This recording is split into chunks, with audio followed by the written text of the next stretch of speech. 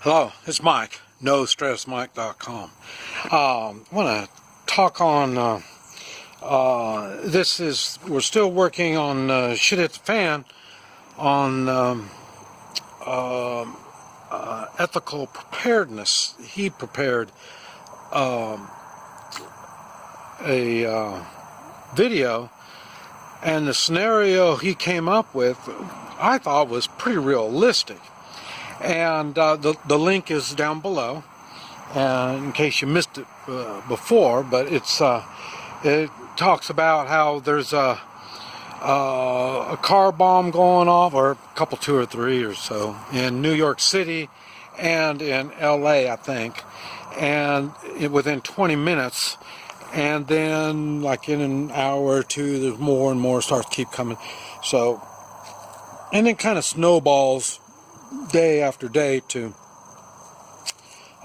more and more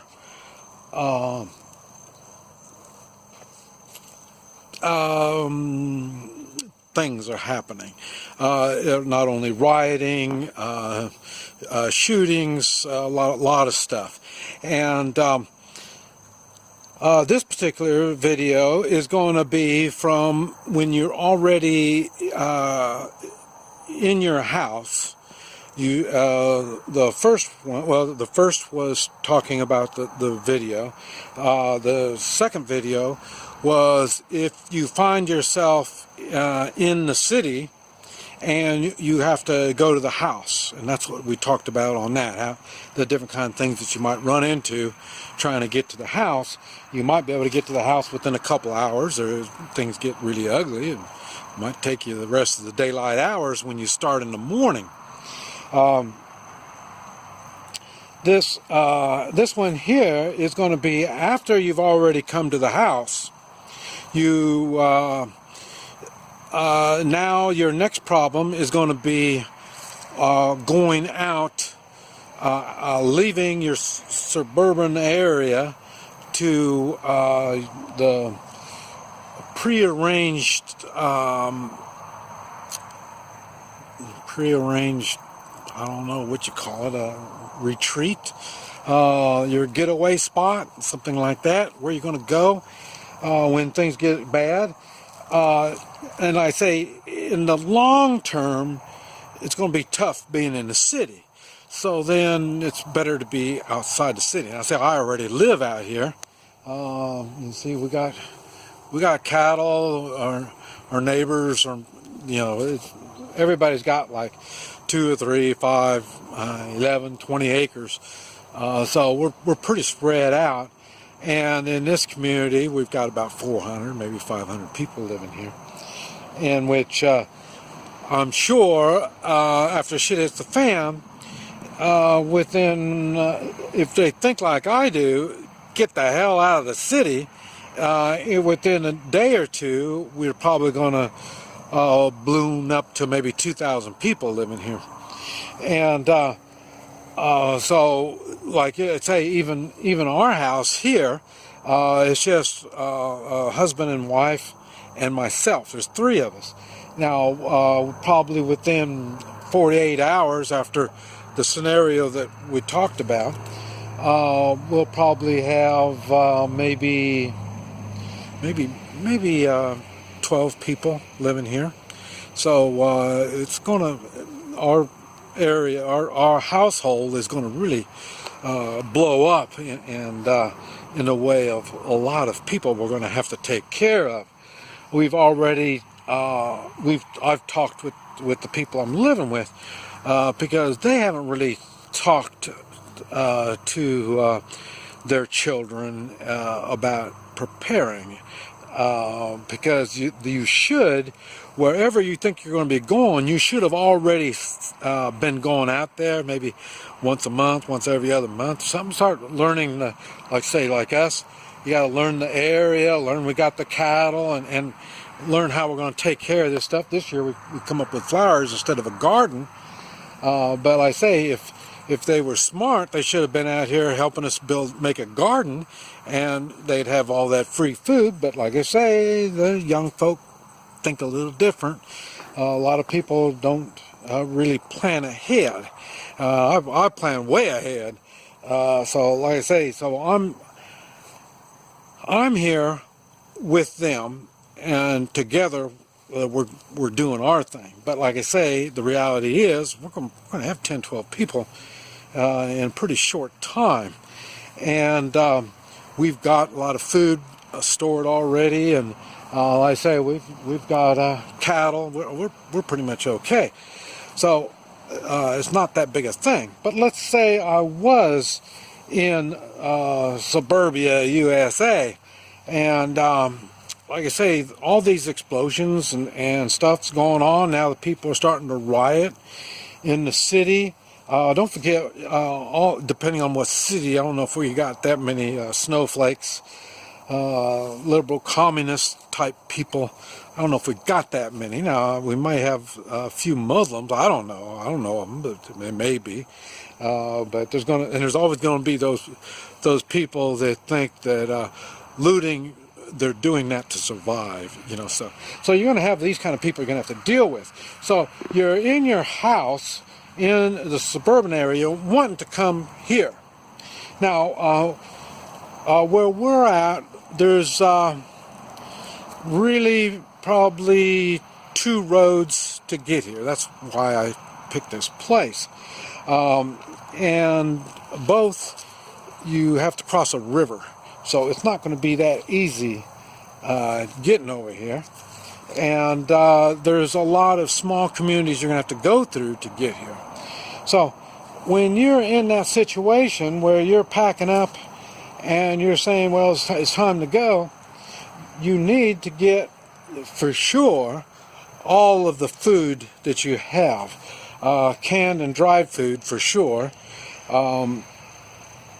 If you're smart, like I said, you should have already brought some food already out here, and guns and ammunition you should have brought out. But like I say, this is the kind of stuff you need to be loading up. And I say like I say, we're more than 30 miles out, and so it will probably take a full day's journey if you're lucky. And the reason is you're going to have to be going through we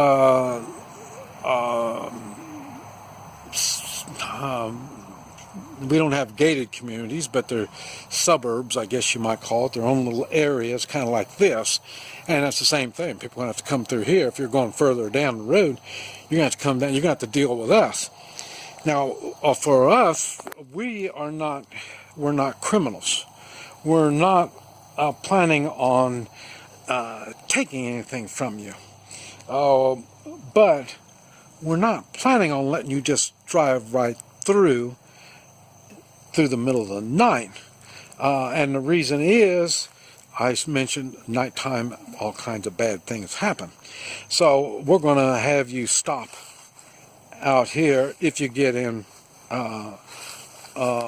just before dark. It'll only take, as long as we control our little community, you could get through it in less than 5 minutes. So if you've got a car and you got the gas and you've got all this kind of stuff. Now, if they've waited too long and they've lost their car, or they didn't have gas, or something between now and from back in the city, then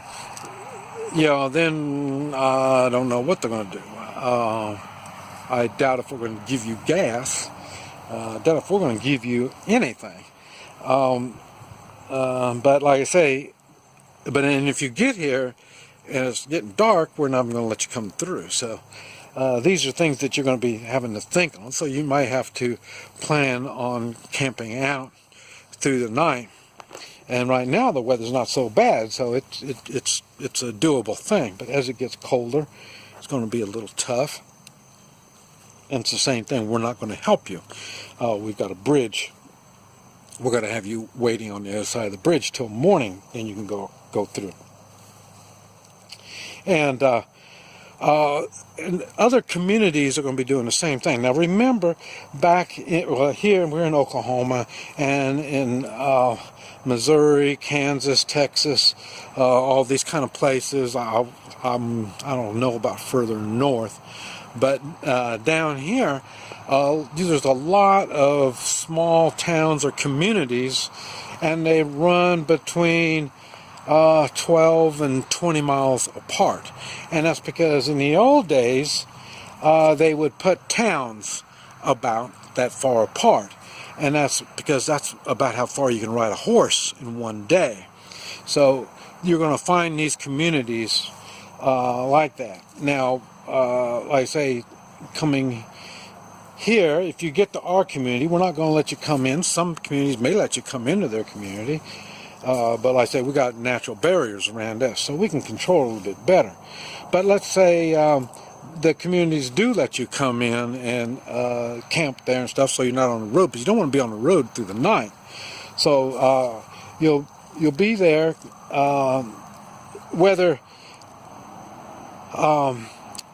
you're going with just your house, just you and your man, wife, and maybe 2 kids in your car, or maybe you got 2 vehicles, your wife's driving one, you got the other one, you got more stuff loaded up. You may be going like that. You may be going with your neighbors.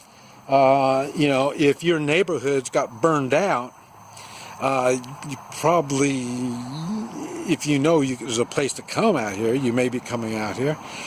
Some people want to try to come out here and they don't have an invitation, and this is one of the problems we're going to have to do. Well, they know somebody that lives out here. Well, I'm sorry, but if those people didn't let us know that you were coming, you're not coming, because it's by invitation only. Just because you know somebody out here doesn't mean that you're going to be coming out here. So because they may not want you, and we're not going to have you dealing with these people, because they may not want to deal with you. They got enough problems. You got enough problems already, so you're probably not going to see them. Like I say, unless it's already been thought of ahead of time. So you may want to go in a group of people. You may go with this group for maybe the first 5 miles or 10 miles or something like that. And you think, well, that's no big deal. Well, it is a big deal when you have debris on the road, cars on the road, burned out cars and snipers, roadblocks. These are things that you're going to be finding even when you're in your suburban area trying to get out of the city. You're going to have to go through neighborhoods in which these neighborhoods are going to be giving you some problems, and or maybe not. It just depends on how it is. Now we're back to you should be having a map. You should.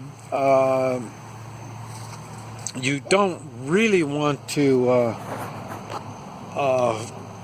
fight your way out, because you're probably going to lose. The vehicle is probably one of the last things you want to be in when you make contact with anybody.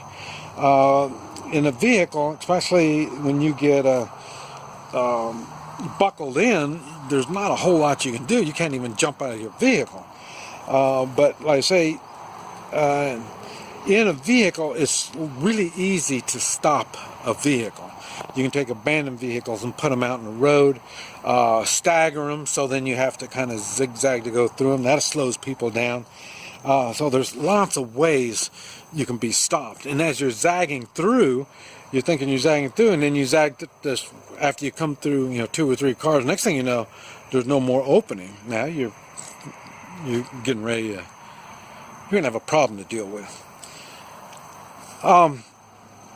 The best way to deal with these problems is always be courteous, and especially when you're doing this up front.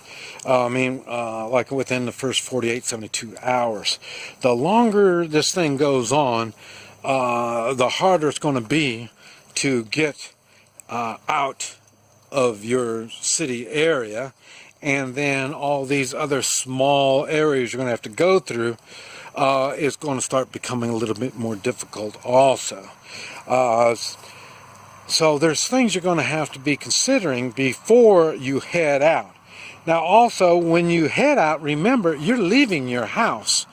Your house is going to be up to be ransacked. Now, not everybody on your block is going to be leaving, but they're going to notice when you're not there. And then when you're not there, they're going to be over ransacking your house also. So, you're probably going to lose a lot of stuff in your own house, no matter how you look at it. So this is another reason why you should be ahead of time getting all this stuff out of your house in the way of food and stuff like that. That's because, like I say, the people that stay, they're going to stay as long as they've got houses like yours to ransack. And then, like I say, there's going to be gunfire, whether they're shooting at you or stray bullets coming to you in your neighborhood, in your house or their house. And once their house gets all shot up, maybe set on fire or whatever, somebody's going to move into your house. So expect all this stuff to be happening. So in other words, once you leave, it's going to be a tough thing to going back. I don't know how many days it's going to be before somebody's going to make entrance and do something to your house, if not burn it down. So there's things that you're going to have to deal with in the long run with your house, understanding that it's in the past. This is a reason why, and also remember, when you're going out, you don't have a paycheck coming in anymore. But more than likely, according to this scenario that I'm talking about at the start of this video, that scenario, the bank's already shut down. Jobs, there was no jobs because people can't drive to work. So going to work isn't going to be your problem. It's just trying to do everyday life. And this is going to be a big problem for you if you haven't prepared. And I don't even know how. There's no guaranteed ways you're going to get through it if you haven't prepared. And even when you prepared, you got to prepare all the way to make that guarantee work. So it's going to be a tough thing. You're going to I wouldn't go on the road by yourself. Find somebody to go with, and that's going to be another thing. Are they invited to come? You know, so I mean, wherever it is that you're going, and you may want to think that you're going to go out on your own, out here in the middle of nowhere, and set up camp. That might happen, but it won't be. It won't be. Now, see, there's another. See, we've got another vehicle. We got lots of vehicles that we run, but there's where you're going to go is going to be a big thing. And just thinking you're going to go out on public land or private land and all this kind of stuff, that's going to be, won't be too good of an option, because, like I say, there's going to be a lot of other people not planning on it, but they're going to end up, that's going to be their only option. And that's only going to last so long. And then you are going to have to be, you will be scavenging, taking things and stuff like that. And that's what I'm saying. That's what we are prepared to kill, those kind of people. So, and it's not just us. I mean, this is what's going to happen. It won't take very many days for that type of attitude to come around. Here, I'm expecting probably in a week, maybe less than a week. It depends on what's going on, how dangerous is it. But like I say, we have to take care of our own. And when you're bringing other people in, that's going to be a tough one. So don't leave your house until you know exactly where you're going. And whether you can call them ahead of time, or like I say, you've prepared ahead of time, you've already left stuff out there so they know you'll be coming, they just don't know when, you know, that's okay also. But just don't think people are going to take you in. It's not going to work quite like that. I wanted to talk about the next video is going to be on this place, how we are doing it, holding this place together, and bringing people in and asking people to leave, and just some of the groundwork on this place that you are heading to. And that's going to be one video, and another video is going to be what if you're out of the state, you know, in a whole other state, or like me, I'm in another country and I have to come back and still get back here. So there's going to be 2 more in this series. This is Mike, NoStressMike.com.